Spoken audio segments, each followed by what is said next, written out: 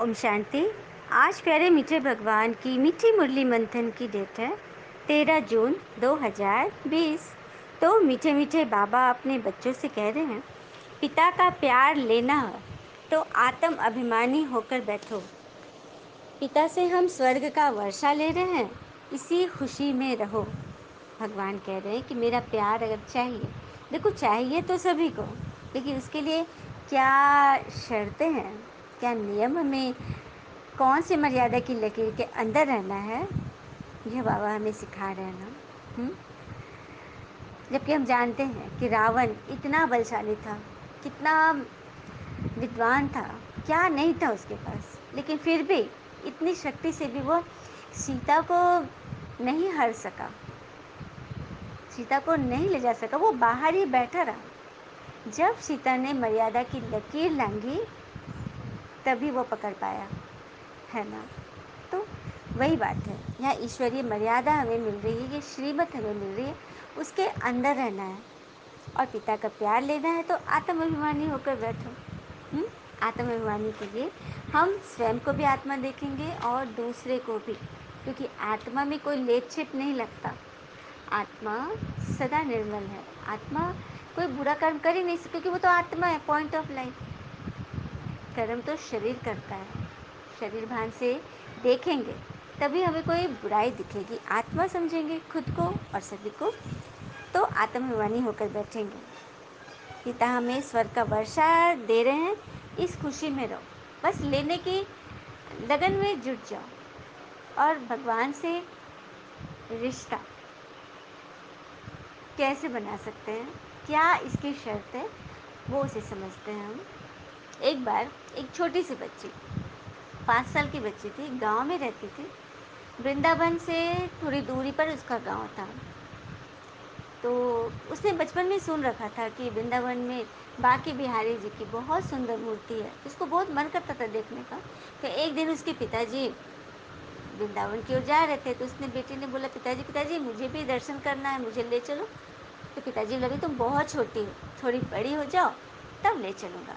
तो उसके बाद से उसके मन में ताक लगी थी, मुझे तो वृंदावन जाना है, बांके बिहारी से मिलना है। ये उसके मन में एकदम धुन लगी हुई थी। करते करते करते वो 7 साल की हुई। फिर उसने बोला, तो पिताजी, अभी तो कोई जा नहीं रहा है, जब कोई जाएगा तो ले चलूँगा। फिर कोई आए थे इसके घर में गेस्ट, वो जब जाने लगे तो गाड़ी में बैठे, बैलगाड़ी में। ये भी तो जिद करी, लेकिन बैलगाड़ी में जगह ही नहीं थी।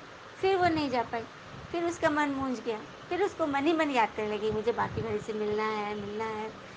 ऐसे हो गया, वो कल्पना में उनका चित्र बनाती जा रही थी। धीरे धीरे बड़ी हो गई, मतलब ऐसा हुआ कि उसको मौका ही नहीं मिला। तो ऊपर से भगवान भी तो देख रहे थे। उसकी शादी ठीक हो गई 17 साल में, और उसका ससुराल वृंदावन ही हो गया। अब ये बहुत खुश थी कि अब तो मैं भगवान के गांव में आ गई हूँ और मैं तुमसे दर्शन कर लूँगी। बहुत खुश हुई। तो फिर शादी हो गई उसकी, और जब बारात लौट रही थी तो वो लंबा सा घूंघट काढ़ी हुई थी, बैठी हुई थी। एक जगह गाड़ी रुक गई। जितने बाराती लोग थे वो लोग बहुत आगे चले गए, और इसकी गाड़ी अपने पति के साथ ये पीछे रह गई, बैलगाड़ी। और एक तालाब थी, झील, तो उसके पति को प्यास लगी तो वो उतर गया नीचे। उसको बोला कि तुम इसी में बैठे रहना। तो ये बैठी हुई थी, मन ही मन सोच रही थी कि अब तो मैं वृंदावन गांव आ गई हूँ, बांके बिहारी से मिलूंगी, कैसे दिखेंगे सुंदर, मतलब उन्हीं के ख्यालों में खोई हुई थी।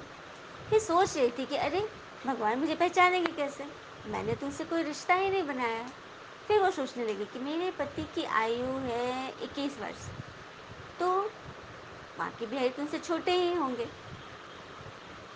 फिर ऐसे जोड़ रही थी तो वो जरूर 17 साल के होंगे, 2-3 साल छोटे होंगे। और उनकी आकृति मन ही मन बना रही थी। तो जब पति के भाई हो गए तो मेरे से तो वो देवर का रिश्ता हो गया, तो मैं तो उनकी भाभी हो गई। इस तरह से वह मन ही मन भगवान से अपने रिश्ता को जोड़ रही थी और मन ही मन बहुत खुश हो रही थी। तभी अचानक गाड़ी के पास कोई आया और उसकी आवाज़, भाभी भाभी मैं आ गया हूँ। और जैसे से आवाज़ सुनी तो लंबा सा घूंघट काढ़ी हुई थी। तो वो बोली कि नहीं, घूंघट कैसे उठाऊंगी, गाँव की बात है, कोई बड़े बूढ़े देख लेंगे तो कितनी बदनामी हो जाएगी।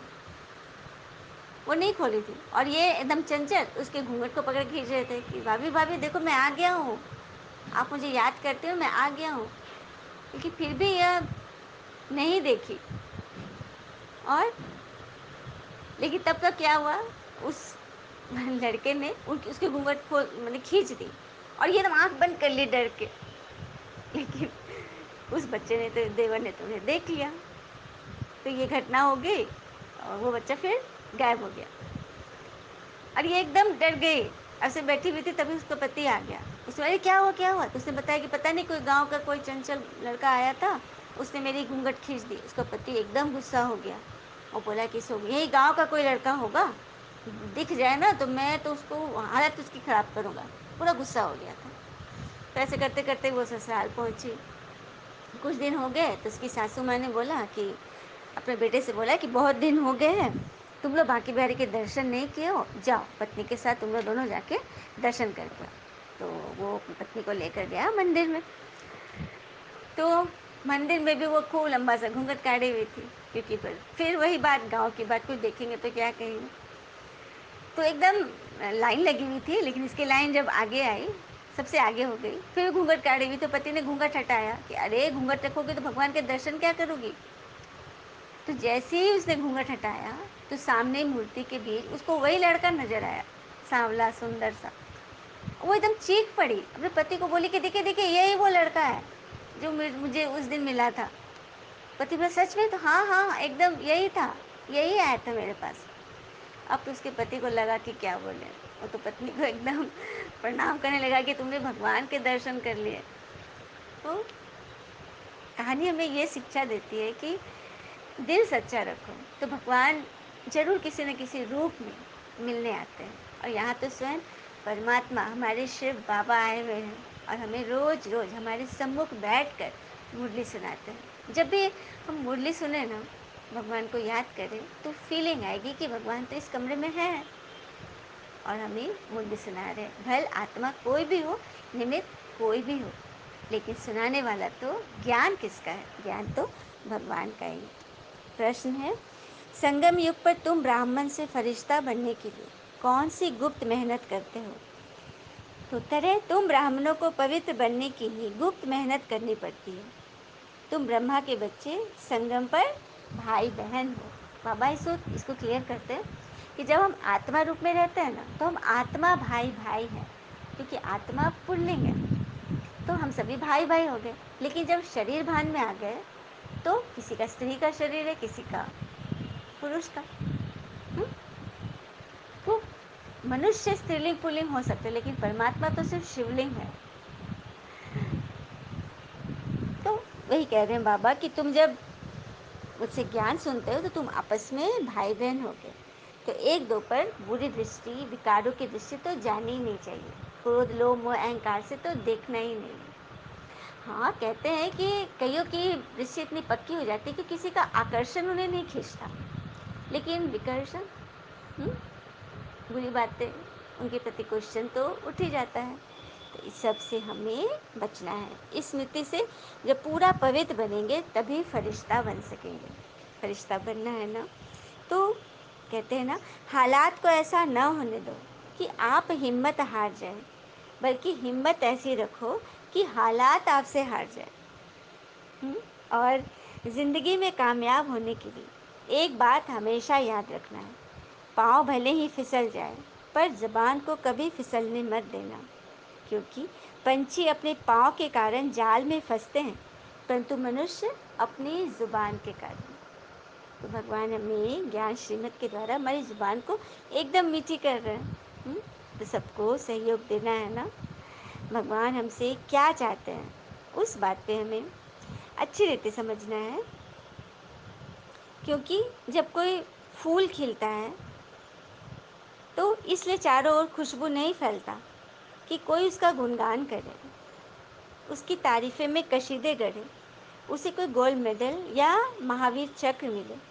जबकि फूल तो बस खिलता है खुशबू फैलाने के लिए, क्योंकि यह उसका स्वभाव है। जीवन में कोई भी अच्छा काम केवल यह ध्यान में रखकर न करे कि लोग तारीफ करेंगे, केवल इसलिए करे कि यह करने योग्य है, सबके लिए सुखदायक है, फिर आप जीवन में जो भी करेंगे, वह आपके हृदय को आनंद से भर देगा। और यहाँ तो परमात्मा हमें बैठ सिखा रहे हैं कि हमें जीवन में कौन से काम कैसे करने हैं। अच्छा, मीठे-मीठे बच्चों प्रति भगवान की नमस्ते। हम बच्चों की भी प्यारे शिव पिता को नमस्ते। और बाबा दिल से सभी आत्माओं की तरफ से आपको वेरी वेरी गुड मॉर्निंग। धारणा के लिए मुख्य सार है, पहली पॉइंट, विचार सागर मंथन कर ब्रह्मा सो विष्णु कैसे बनते हैं, इस टॉपिक पर सुनाना है। बुद्धि को ज्ञान मंथन में बिजी रखना है। विचार सागर मंथन करने के लिए बाबा कह रहे हैं ना, ब्रह्मा सो विष्णु कैसे बनते हैं, इस टॉपिक पर सुनाना है।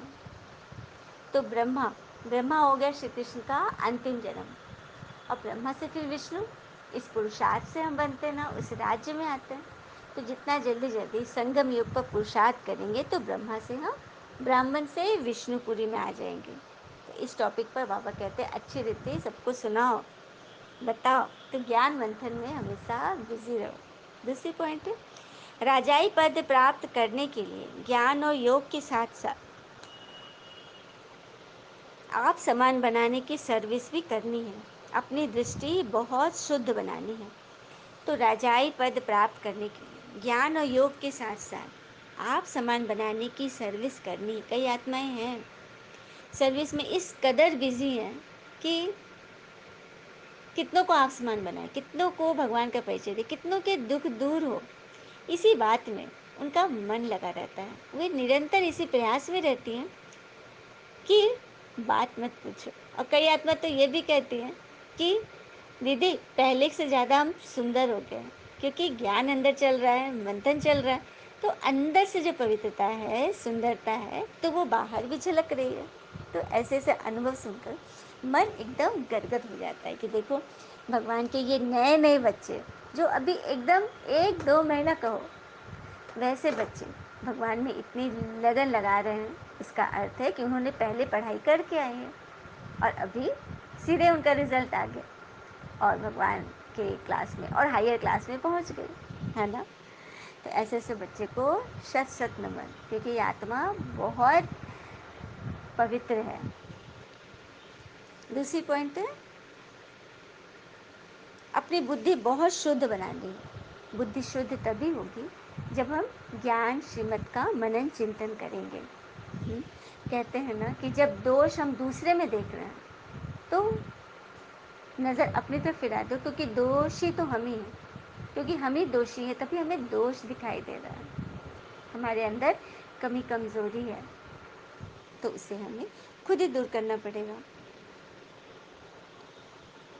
अच्छा, फिर बाबा ने वरदान दिया, नाम और मान के त्याग द्वारा सर्व का प्यार प्राप्त करने वाले विश्व के भाग्य विधाता भव। नाम और मान के त्याग द्वारा सर्व का प्यार प्राप्त करने वाले विश्व के विधाता भाग्य विधाता भव की डिटेल है। जैसे पिता को नाम रूप से न्यारा कहते हैं, लेकिन सबसे अधिक नाम का गायन पिता का ही है, वैसे ही आप भी अल्पकाल के नाम और मान से न्यारे बनो तो सदा काल के लिए सर्व के प्यारे स्वतः बन जाएंगे। भगवान को कहते हैं कि नाम रूप से न्यारा है, और तो किसी के नाम में वो नहीं फंसते, किसी एक का भला नहीं करते, वो किसी एक का करेंगे तो दूसरे भी तो खड़े हो जाएंगे, मेरा भी करो। क्योंकि काम करना कोई चाहता है क्या? मेहनत तो कोई नहीं चाहते हैं, बैठे बैठे आराम से सब कुछ मिले तो क्या बात है। इसीलिए भगवान कहते हैं, भगवान सिर्फ रास्ता बता दे रहे हैं, चलना है हमें, नहीं चलना है तो वो भी हमारी चॉइस है। जो नाम मान के भिखारीपन का त्याग करते हैं वह विश्व के भाग्य विधाता बन जाते हैं। नाम मान के मेरा भी नाम हो, मुझे भी मान मिले, हाँ मेरी फीलिंग को भी समझे, तो ये भिखारीपन का त्याग करने वाले हैं विश्व के भाग्य विधाता। खुद के भाग्य विधाता बनेंगे वही विश्व तक पहुंच सकते हैं। कर्म का फल तो स्वतः आपके सामने संपन्न रूप में आएगा, इसीलिए अल्पकाल की इच्छा मात्रम अविद्या बनो। कर्म का फल, जैसा कर्म करेंगे वह फल तो आना ही आना है। स्वतः ही आएगा। इसीलिए अल्पकाल की इच्छा मात्र अविद्या रखो। मतलब तुमने अच्छे कर्म किए हैं, निस्वार्थ किए, तो उसका फल तो आएगा ही आएगा। तो अभी स्थूल इच्छा क्यों कर रहे हैं, या सूक्ष्म में भी इच्छा क्यों करें? इच्छा मात्रम अविद्या, अर्थात इच्छा से अविद्या बन जाओ, अनजान बन जाओ। इच्छा क्या है हमें तो पता नहीं है, इस भाव में रहना है। बस कच्चा फल नहीं खाओ, उसका त्याग करो तो भाग्य आपके पीछे आएगा। कच्चा फल अर्थात वही कर्म किए और नाम मान शान की इच्छा कर दी, किसी ने वाह वाह कर दी नीचे में ही, बस काम खत्म। अर्थात हमने कच्चा फल खा लिया, पकने ही नहीं दिया उसको। स्लोगन है, परमात्मा पिता के बच्चे हो तो बुद्धि रूपी पाओ सदा तख्त नशीन हो। भगवान के बच्चे कहाँ रहेंगे? अब जैसे कोई राजा का बच्चा है तो क्या फर्श पर खेलेगा, मिट्टी में खेलेगा? बिल्कुल नहीं, वो तो मखमल पे ही रहेगा। ये बाबा कह रहे कि तुम मेरे बच्चे हो तो सदा मेरे दिल तख्त नशीन बनो, मेरे दिल तख्त पर विराजो। जो भगवान के दिल तख्त पे विराजेंगे उनके शरीर में कोई कीचड़ मिट्टी लगेगी क्या? किसी की बात उन्हें टच करेगी क्या? बिल्कुल नहीं। यदि कर रही है तो इसका अर्थ है क्या, दिल तख्त से नीचे उतर आया है। तो अपनी चेकिंग करो, अभी भी उतरे हुए हो तो कोई बात नहीं, फट से श्रीमत की सीढ़ी चढ़कर भगवान के दिल तक पर पहुंच जाओ। और एक सुंदर सा अभ्यास करते हैं, आराम से बैठ जाएं और परमात्मा को याद करें, आह्वान करें और अपना दायां हाथ अपने दिल पर रख दें। एकदम दिलो जान से भगवान को हाजिर नाजिर जानते हुए उनका शुक्रिया अदा करें कि बाबा तुम हो तो आज मेरे जीवन में इतनी खुशी है, इतनी खुशी कि इसका वर्णन नहीं कर सकती। सच बात है, कई आत्माएं इतनी खुश हैं, इनकी खुशी देखकर मन करता है कि बाबा का कितना धन्यवाद करें कि बाबा किस तरह से अपने बच्चों को संभाल रहे हैं। हाँ, तभी तो प्यार से आत्मा उन्हें पुकार रही है। तुझको पुकारे मेरा प्यार हो, तुझको पुकारे मेरा प्यार। बाबा मैं तो निहारूं तेरी राह रे, तुझको पुकारे मेरा प्यार। अंतिम समय के अंतिम नजारे हम तो देख रहे हैं। ओ,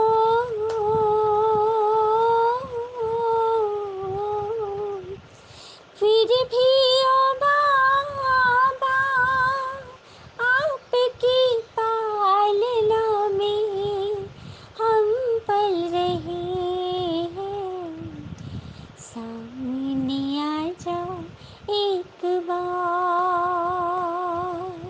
बाबा, मैं तो निहारूं तेरी राह रे, तुझको पुकारे मेरा प्यार हो, तुझको पुकारे मेरा प्यार। ओम शांति। शुक्र मीठे बाबा, वो बाबा के प्यारे प्यारे बच्चे। All is well, always. Thank you मीठे बाबा। ओम शांति।